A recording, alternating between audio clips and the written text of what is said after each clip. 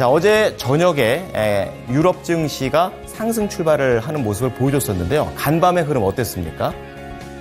네, 이 시비의 금리 인하 기대감 그리고 기업들의 실적 호조 이 두 가지 키워드가 유럽 증시를 끌어올렸습니다. 범유럽 지수는 사상 최고가를 경신했는데요. 주요국 증시 종가도 함께 살펴봐야겠죠. 네, 독일의 닥스 지수부터 함께 살펴보겠습니다. 네, 독일의 닥스 지수는 0.31%, 영국의 FTSE 지수는 0.49%, 프랑스 까크 지수는 0.69% 올랐습니다. 네, 이렇게 주요국 증시 모두 전날보다는 탄력이 줄어든 모습이지만 계속해서 상승세를 이어가고 있고요. 영국 증시의 경우에는 사상 최고가를 경신하기도 했습니다. 네, 여러 가지 기업들이 실적 호조를 발표했기 때문인데요. 네, 독일의 풍력 관련 기업인 지멘스 에너지가 주가가 5%가량 뛰어오르면서 독일 지수를 견인했습니다. 네, 실적 가이던스 상향 조정 소식 때문이었고요. 그 외에도 독일의 푸마라든지 슈퍼마켓 그룹 아홀드 데라이즈가 실적 호조로 강세를 기록했습니다. 네, 도이체방크 애널리스트들에 따르면 중국과 유로존의 경제 성장률로 인해서 향후 기업들의 실적 전망은 더 밝을 것이다 라고 전망을 했습니다. 네, 그리고 스웨덴이 기준금리를 인하를 했죠. 무려 8년 만이었습니다. 4%에서 3.75%로 내린 건데요. 인플레이션 전망이 완화되면서 향후 올해 하반기에 두 차례 더 금리 인하를 예고하기도 했습니다. 네, 이렇게 긍정적인 전망들이 함께 나오는 가운데 ECB가 6월에 금리 인하를 개시할 것이라는 전망도 점점 힘이 실리고 있고요. 이렇게 유럽 전반에는 금리 인하라는 키워드가 유럽 증시를 끌어올리고 있습니다. 네, 넘어가서 원자재 가격도 함께 살펴보겠습니다. 미국의 원유 재고가 감소했다는 소식과 함께 유가가 1%대 강세를 기록했습니다. WTI 시세부터 바로 함께 살펴보시죠. 네, WTI는 1.07% 오른 79달러 선에서 현재 거래가 되고 있습니다. 네, 오후 11시경부터 이제 큰 상승세가 돋보였는데요. 에너지정보청에 따르면 이제 미국의 원유 재고가 136만 배럴 하락한 것으로 기록이 되면서 시장의 예상치인 50만 배럴 감소를 크게 밑돌았습니다. 그에 따라서 WTI가 다시 한번 80달러 선에 근접하는 모습이었고요. 4월 이후에 안정세를 되찾아가던 국제유가가 이제는 5월 이후 가장 최고가 수준으로 근접하고 있습니다. 그리고 모건 스탠리가 휴가철인 여름철에 원유 수요는 더욱더 견조해질 것이다. 그리고 오펙 플러스가 연말까지 감산을 연장할 확률이 높다라는 전망을 내놨습니다. 이 오펙 플러스 회의는 6월 1일에 예정되어 있는데요. 이 오펙 플러스 회의에서 어떻게 흘러갈지 한번 살펴보시면 좋을 것 같습니다. 네, 넘어가서 금 가격도 함께 살펴보시죠. 네, 금 가격은 반대로 소폭 하락했는데요. 2,316선에서 현재 거래가 되고 있고요. 0.35% 하락률을 기록하고 있습니다. 연준 인사들의 일부 매파적인 발언 때문에 미국에서는 금리 인하 기대감이 점점 멀어지고 있습니다. 네, 이에 따라서 달러는 강세를 기록했고요. 달러 인덱스는 간밤 0.1% 상승률을 보이고 있습니다. 그리고 달러의 단기 대체제로 꼽히는 금 가격이 소폭 하락하는 모습이 나타나는데요. 그럼에도 불구하고 함께 안전자산으로 분류되는 은 가격은 강보합권 수준에서 시세를 잘 유지하고 있습니다. 그리고 구리 가격에 급락세가 연출됐다는 점도 참고하시기 바라겠고요. 이렇게 국제유가, 금 가격에 함께 영향을 끼치는 중동 이슈는 여전히 중동 리스크는 시장 내에서 견제하지만 추가적으로 발전된 양상은 보이지 않고 있습니다. 네, 하마스는 휴전안을 수용했지만 이스라엘 측은 거부를 했고요. 이에 따라서 협상이 이루어지지 않고 있습니다. 그 와중에 가자 지구에서는 공격이 계속해서 이어지고 있다는 점도 참고하시기 바랍니다. 네, 이렇게 유럽 주요국 증시 그리고 원자재 가격 마감 상황 함께 짚어봤습니다.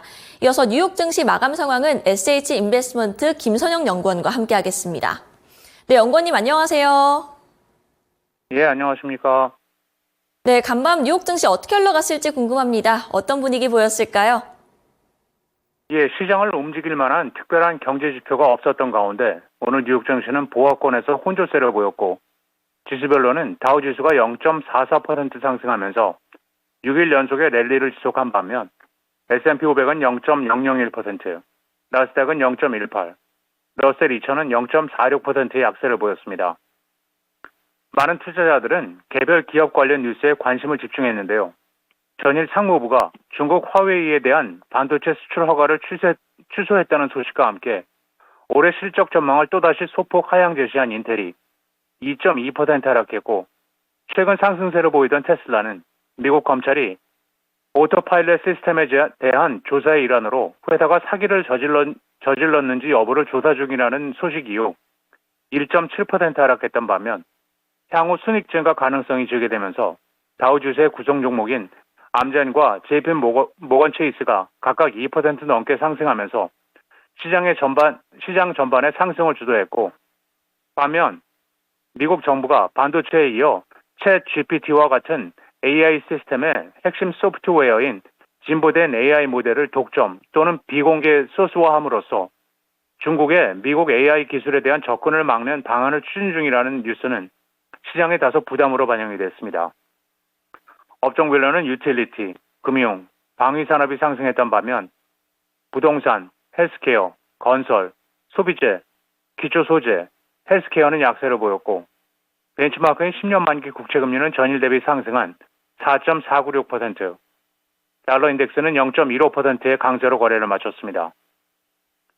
5월에 주식을 매도하라는 증시의 격언보다는 미국의 대선을 앞두고 펼쳐질 여름 랠리를 기대하라고 증권사 BofA가 조언했습니다. 5월에는 주식을 팔라, 즉 Sell in May and Go Away라는 말은 1950년 이래 다우존스 지수가 5월 초부터 10월 말까지 연평균 0.8% 오르는 데 그치면서 11월 1일부터 4월 30일까지의 평균 상승률 7.3%에 크게 못 미친 데에 따른 데이터에 따른 근거를 두고 있는데요.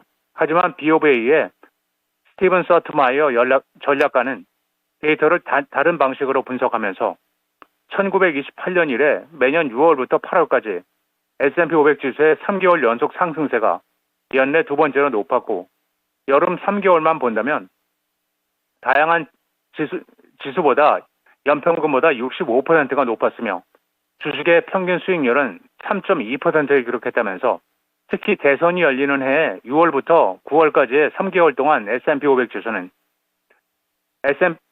전체 평균보다 75%가량 더 높았고 평균 수익률은 7.3%에 달했다고 지적을 하고 있습니다. 그는 또한 최근 미국 주식시장의 불확실성이 커지고 있지만 주식시장의 과매수 상태를 측정하기 위한 기술 지표인 윌리엄스 퍼센트 레인지가 다시 한번 과매수 상태를 보이고 있지만 과매도 시장보다는 건강한 것으로 봐야 한다고 지적하고 있습니다. 미국 정부의 반도체 업체 지원 법안인 칩스법에 힘입어 미국의 반도체 제조 능력이 2032년까지 현재보다 3배 이상 늘어날 것이라고 미국 반도체 산업협회 SIA가 전망했습니다. 이에 따라 미국의 반도체 시장 점유율도 현재 10%에서 약 14%까지 높아질 전망인데요.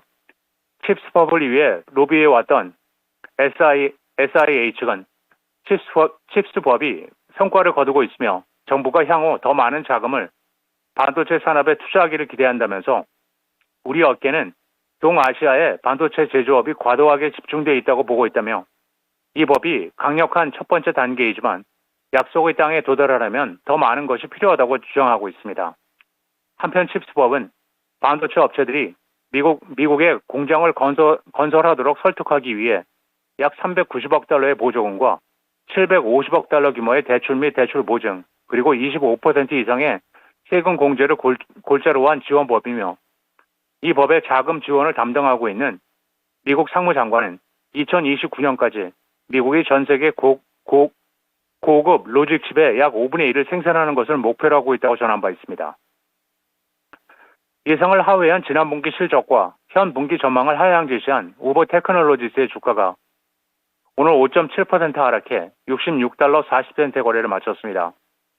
우버 테크놀로지는 1분기 예약 금액이 전년 동기보다 20%가 증가한 377억 달러, 매출은 101억 달러로 전년 대비 15% 증가했다고 발표했고 예약은 분석가들이 예상치였던 379억 달러보다 적었고 매출은 시장 예상에 부합했으며 6억 5,400만 달러, 주당 32센트의 순손실을 기록해 1년 전에 순손실이었던 1억 5,700만 달러와 주당 8센트보다 증가한 것으로 나타났으며 이것은 지분투자 재평가와 관련된 7억 2,100만 달러의 미실현 손실에 따른 것으로 분석가들은 주당 순이익을 22센트로 예상한 바 있습니다.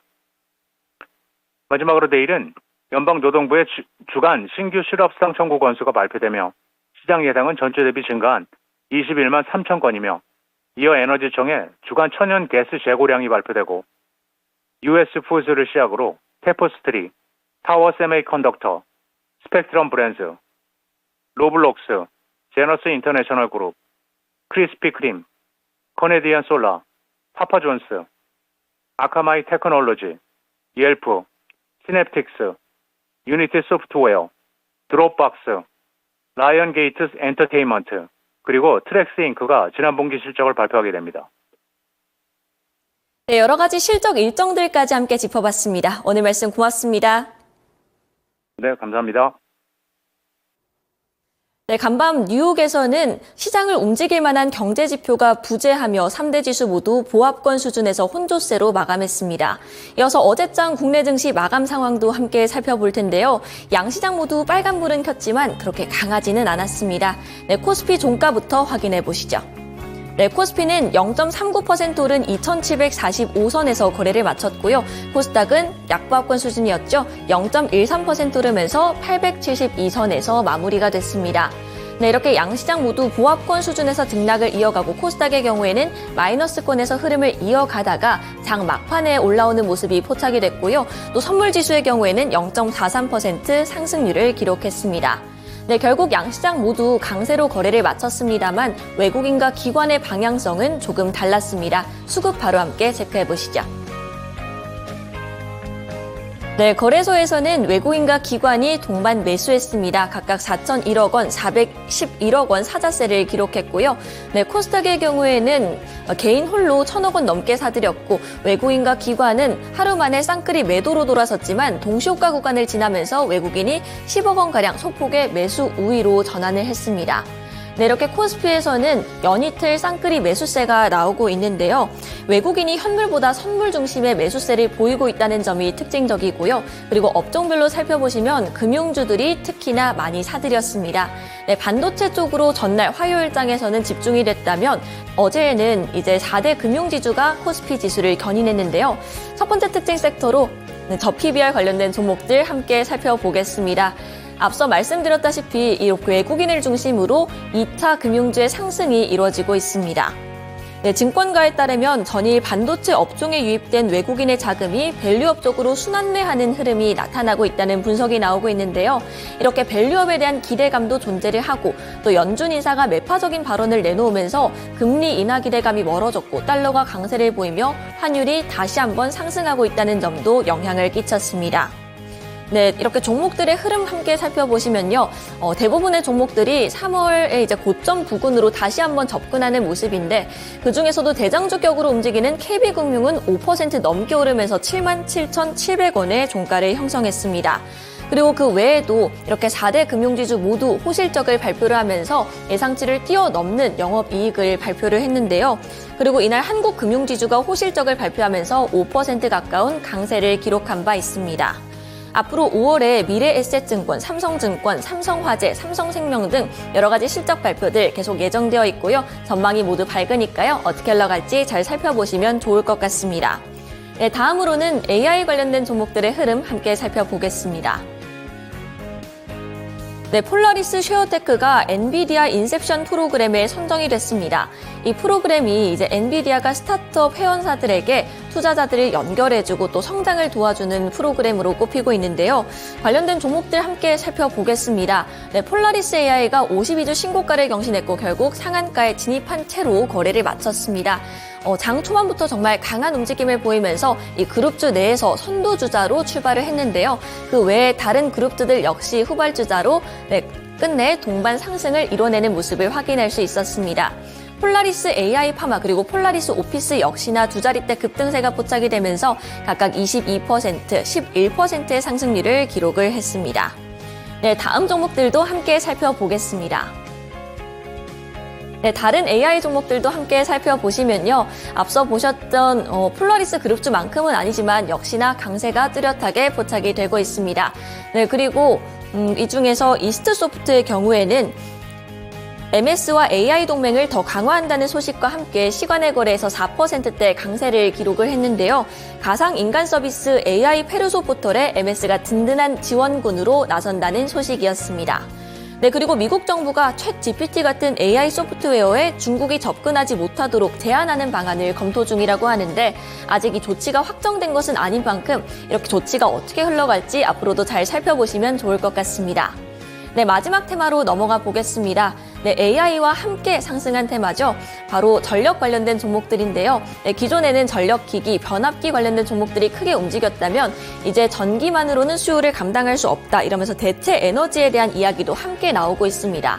네, 신재생 에너지, 핵융합 그리고 원전까지 함께 부각을 받고 있는데요. 화요일장 오후 들어서부터 이 원전주의 상승이 돋보였습니다. 네, 그리고 어제장에서도 원전주들이 강세를 지속하는 흐름이었는데요. 종목들부터 바로 살펴보겠습니다. 네, 오르비텍이 8.66%, 성광밴드는 6.89%, G2퍼는 6.62% 올랐습니다. 그 외에도 태광과 BHI 역시나 5%, 3%가량의 강세를 기록을 했는데요. 체코 원전 수주에 대한 기대감도 점점 커지고 있습니다. 현재 프랑스와 막판 경쟁 중에 있는데요. 체코 대사가 방한을 한 만큼 좀 긍정적인 신호로 현재 해석을 하고 있는 것 같고요. 또 어제 오후에 한전 원자력 연료가 핵 연료 공장을 증설한다는 소식도 함께 들려왔습니다. 그리고 이 전력과 함께 앞서 말씀드렸다시피 신재생 에너지 그리고 원전 관련된 종목들이 새롭게 부각을 받았다면 이제는 천연가스도 함께 주목을 받고 있습니다. 골드만삭스가 천연가스가 AI와 데이터 센터 전력 수요의 60%를 공급하고 그 나머지 40%를 신재생 에너지가 담당할 것이다 라는 분석을 보고서에서 내놨는데요. 네, 그래서 시간의 거래에서 한선 엔지니어링 그리고 미코 같은 종목들이 이제 천연가스, SOFC 관련된 종목들이 특히나 강한 모습을 기록했습니다. 네, 이렇게 어제장 특징 섹터 3가지 모두 살펴봤습니다. 글로벌 시황 마감 전해드렸습니다.